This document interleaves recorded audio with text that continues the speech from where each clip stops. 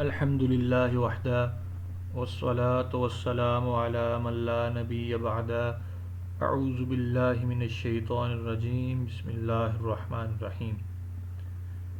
بیان انسٹیٹیوٹ میں آپ سب کو خوش آمدید۔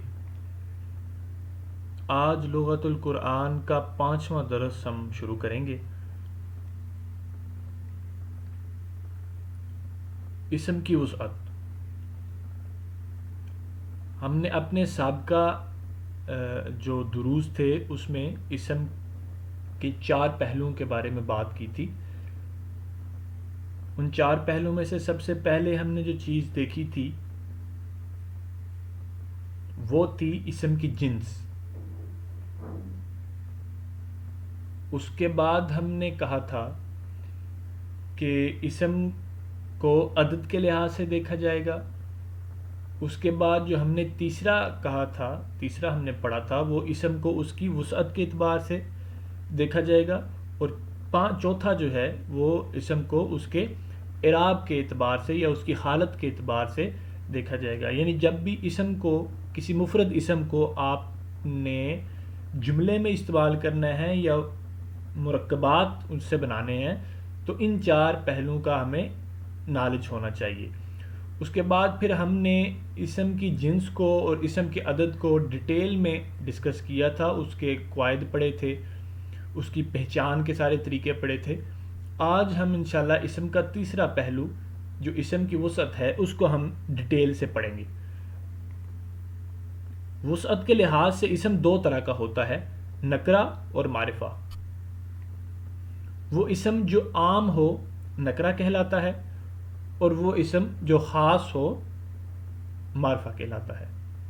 ٹھیک ہے، یہ اس کی بالکل ایک سادہ سی ڈیفینیشن ہے کہ یعنی وہ کوئی بھی کسی عام چیز ہو سکتی ہے، کوئی عام شخص ہو سکتا ہے، ٹھیک ہے، کوئی عام جگہ ہو سکتی ہے، ٹھیک ہے، اسے ہم نکرہ کہیں گے۔ اور جب وہ کوئی پرٹیکولر چیز ہوگی، کوئی خاص ہوگی، کوئی خاص شخص ہوگا، کوئی خاص جگہ ہوگی، کوئی خاص اس کا چیز ہوگی، ٹھیک ہے، تو اسے ہم معرفہ کہیں گے۔ ہم اب پہلی قسم کو لیتے ہیں، اس میں نکرہ کو۔ ایسا اسم جو کسی عام شخص، عام چیز یا عام جگہ کو ظاہر کرے، اس میں نکرہ کہلاتا ہے۔ عربی زبان میں عربی زبان میں استعمال ہونے والا ہر اسم نکرہ سمجھا جائے گا جب تک اس کا معرفہ ہونا ثابت ہو جائے۔ ٹھیک ہے، تو پہلی جو چیز یاد رکھنے کی ہے اس میں نکرہ کی ڈیفینیشن، ٹھیک ہے، کہ وہ اسم جو عام ہو، کسی عام شخص کو ظاہر کرے، کسی عام چیز کے لیے کو ظاہر کرے یا عام جگہ کو ظاہر کرے، اسے ہم اس میں نکرہ کہیں گے۔ دوسری بات یہ ہے کہ عربی زبان میں ہر اسم اس وقت تک نکرہ سمجھا جائے گا جب تک اس کا معرفہ ہونا ثابت نہ ہو جائے۔ جس طرح ہم نے اسم کی جنس میں کہا تھا کہ ہر اسم اس وقت تک مذکر سمجھا جائے گا جب تک اس کا مؤنث ہونا ثابت نہ ہو جائے۔ عربی زبان میں اس میں نکرہ کی پہچان یہ ہے کہ اس کے آخری حرف پہ بالعموم تنوین آتی ہے، جیسے ولدن ایک لڑکا، بیتن ایک گھر۔ اس حالت میں تنوین کو حرف تنکیر سمجھا جاتا ہے، جس کا اردو ترجمہ عموماً ایک، کوئی، کچھ، بعض یا چند وغیرہ کے الفاظ سے کیا جاتا ہے۔ اب دیکھیں گے اردو میں اگر ہم دیکھیں نا تو ایک، کوئی، کچھ، بعض وغیرہ یہ سارے حرف تنکیر ہیں، اور جب ہم اس کو عربی میں جب شو کرنا ہو حرف تنکیر کو تو ہم اسے تنوین سے شو کرتے ہیں۔ ٹھیک ہے، تو والدن کی جو آخر حرف پہ جو تنوین ہے وہ یہ ظاہر کر رہی ہے کہ والدن ایک اس میں نکرہ ہے۔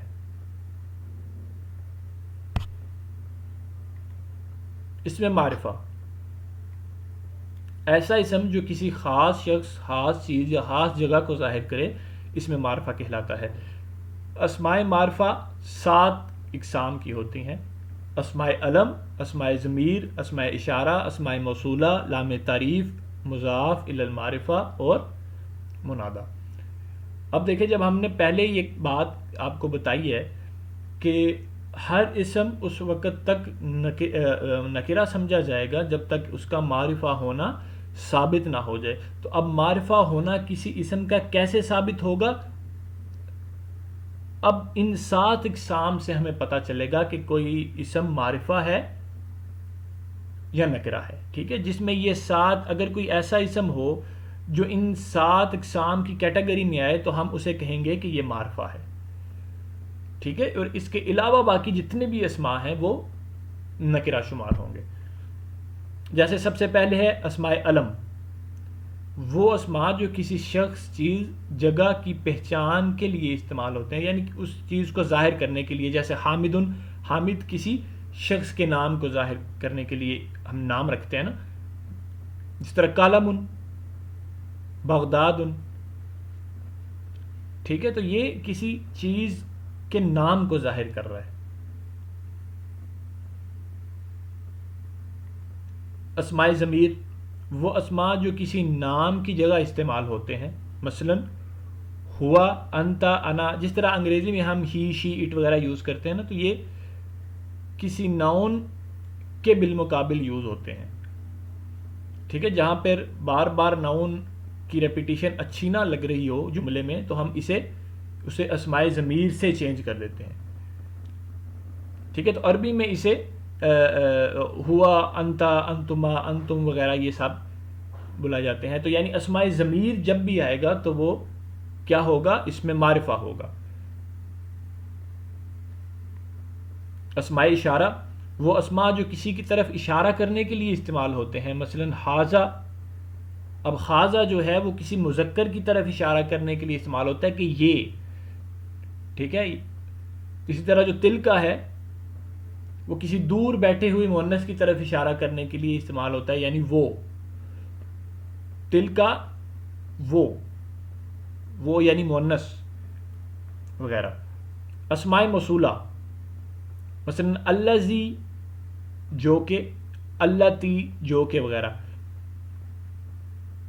اچھا، اسے میں آپ ایک ایگزامپل سے آپ کو اس کی وضاحت کرتا ہوں تھوڑی.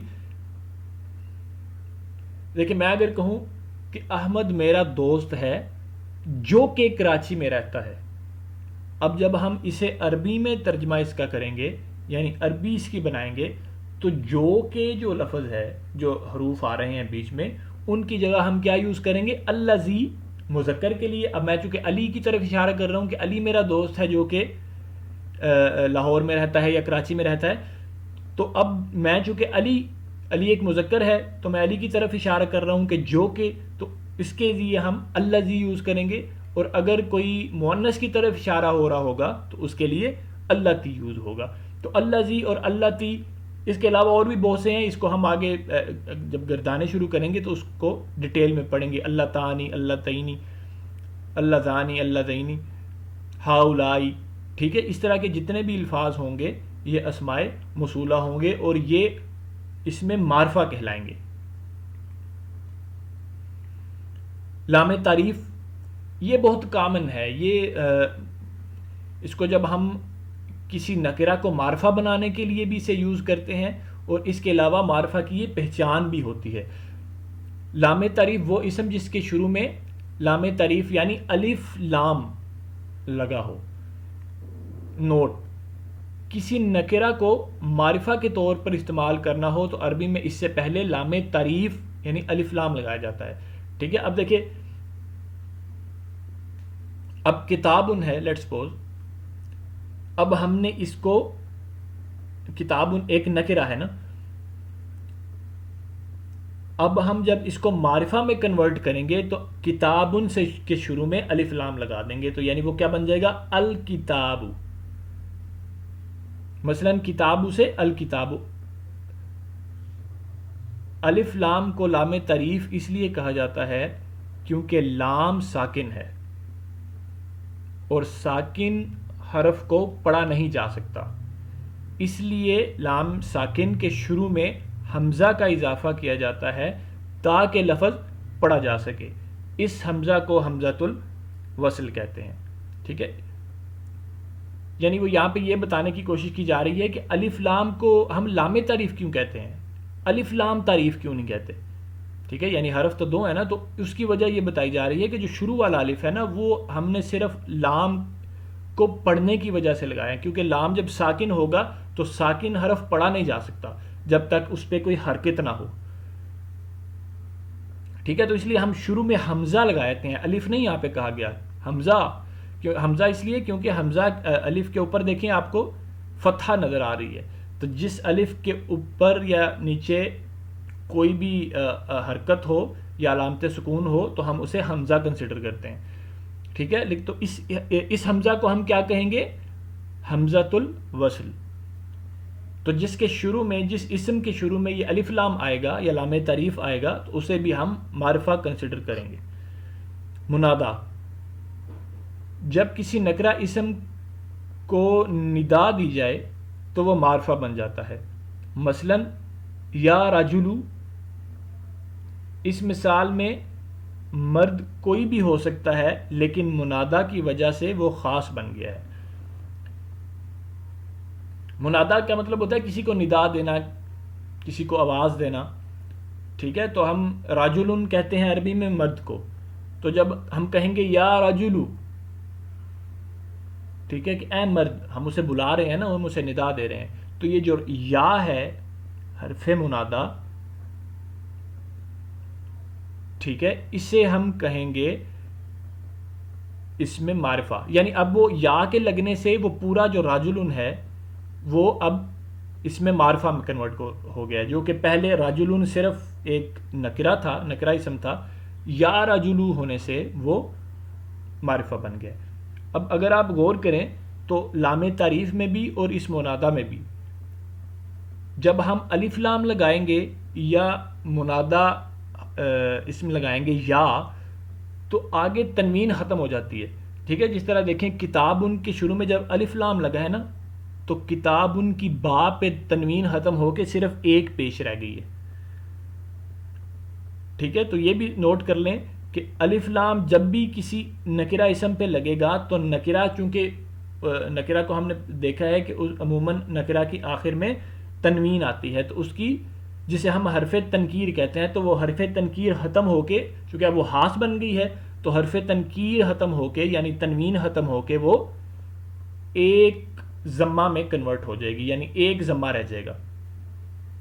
اسی طرح منادا میں بھی راجلن کے شروع میں جب ہم یا لگائیں گے تو راجلن کی بجائے راجلو ہو جائے گا.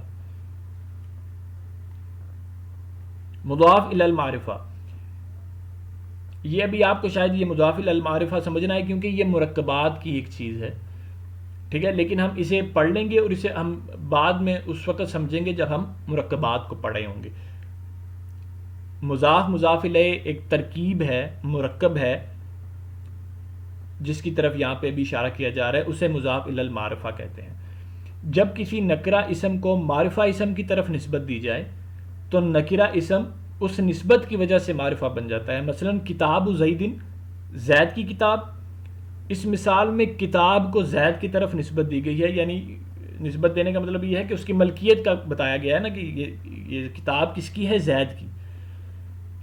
زید چونکہ اس میں علم ہونے کی وجہ سے معرفہ ہے، یہ ہم پڑھ چکے ہیں کہ زید جو ہے وہ ایک پرٹیکولر نیم ہے کسی شخص کا. ٹھیک ہے، تو اس میں علم ہے تو اس میں علم ہمیشہ معرفہ ہوتا ہے، لیکن کتاب جو ہے وہ معرفہ نہیں ہے. ٹھیک ہے، لیکن جب اس ترکیب میں لفظ آئیں گے دونوں، زید کی کتاب کی طرح کی بنے گی ترکیب، تو اب زید، اب جو کتاب ہے اس کی نسبت چونکہ پرٹیکولر پرسن کی طرف ہے تو اس وجہ سے وہ کتاب بھی معرفہ بن جائے گی.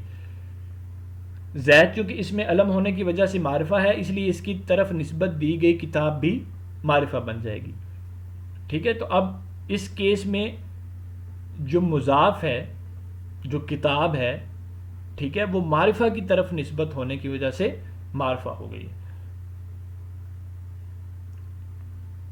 وہ 7 جو اقسام تھی اسماء معرفہ کی، اس کے علاوہ جتنے حروف، جتنے اسماء ہوں گے وہ نکرہ کنسیڈر ہوں گے. ایک یہاں پہ ایک ضمنی چیز بھی نوٹ کر لیں، شمسی و قمری حروف، ان کا تعلق پروننسیشن سے ہے کہ آپ کس طرح ادا کرتے ہیں، آپ کس طرح کسی لفظ کا کسی اسم کا تلفظ کرتے ہیں. ٹھیک ہے. دیکھیے بعض اسماء میں لام تعریف کے حمزہ کو لام پر جزم دے کے پڑھا جاتا ہے، جیسے القمرو. ٹھیک ہے. اب یہ بات ذرا ذہن میں رکھیں کہ القمرو میں ہم کیا پڑھے ہیں؟ الف لام. القمرو. بعض اسماء میں لام تعریف کے حمزہ کو لام پر جزم دے کر پڑھا جاتا ہے، جیسے القمرو، جبکہ بعض اسماء پہ لام کو نظر انداز کر کے حمزہ کو براہ راست اگلے حرف پہ شد دے کر ملایا جاتا ہے، جیسے الشمسو. الشمسو میں کبھی بھی لام جو ہے نا، لام تعریف، وہ پرناؤنس نہیں ہوگا. الشمسو نہیں کہیں گے، ہم ہمیشہ الشمسو کہیں گے. ٹھیک ہے. ان دونوں کا فرق ذہن میں رکھیں کہ القمرو جب ہوگا تو اسے ہم اکمرو نہیں پڑھیں گے، القمرو پڑھیں گے. لام کے ساتھ جزم دے کے لام کو پرناؤنس کریں گے. لیکن جب شمس میں کے شروع میں الف لام لگے گا تو اس کا لام جو ہے، لام تعریف جو ہے، اسے ہم نظر انداز کر دیں گے، اس پہ کوئی حرکت نہیں ہوگی. ٹھیک ہے. اور اسے پرناؤنس کیسے کیا جائے گا؟ الشمسو. اس کا اصول یہ ہے کہ کچھ حروف ایسے ہیں جن سے شروع ہونے والے اسماء پر لام تعریف داخل کیا جاتا ہے تو ان پر القمرو کے اصول کا اطلاق ہوگا. ٹھیک ہے. القمرو کا اصول کیا ہے کہ لام کو پرناؤنس کیا جائے گا، اس لیے ایسے حروف کو حروف قمری کہتے ہیں. اس طرح کچھ حروف ایسے ہیں جن سے شروع ہونے والے اسماء پر جب لام تعریف داخل کیا جاتا ہے تو ان پر الشمسو کے اصول کا اطلاق ہوگا. الشمسو کا اصول کیا ہے کہ لام کو نظر انداز کر کے الف کو ڈائریکٹ اس حرف کے ساتھ ملایا جاتا ہے جس سے وہ پورا اسم شروع ہو رہا ہے، اس لیے ایسے حروف کو حروف شمسی کہتے ہیں. اب یہ چارٹ میں دیکھیں، آپ کو کچھ حروف قمری حروف کے نیچے کچھ حروف نظر آ رہے ہوں گے، اور آپ کی لیفٹ سائڈ پہ شمسی حروف کے نیچے کچھ آپ کو حروف نظر آ رہے ہوں گے. تو یہ وہ کچھ حروف ہیں، یعنی قمری حروف میں الف، با، جیم، ہا،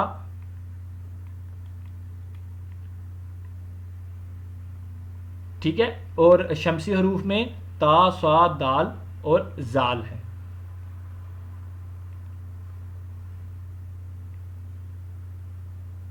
تو یہ کچھ حروف ہیں. اس کے علاوہ بھی بہت سے حروف ہیں جن کو ہم انشاءاللہ اگلے لیکچر میں دیکھیں گے. تو اگلا لیکچر ہمارا انہی شمسی و قمری حروف سے شروع ہوگا. ٹھیک ہے. اور اس کے بعد ہم انشاءاللہ اعراب پڑھیں گے. تو تب تک کے لیے مجھے اجازت دیں. السلام علیکم ورحمۃ اللہ وبرکاتہ.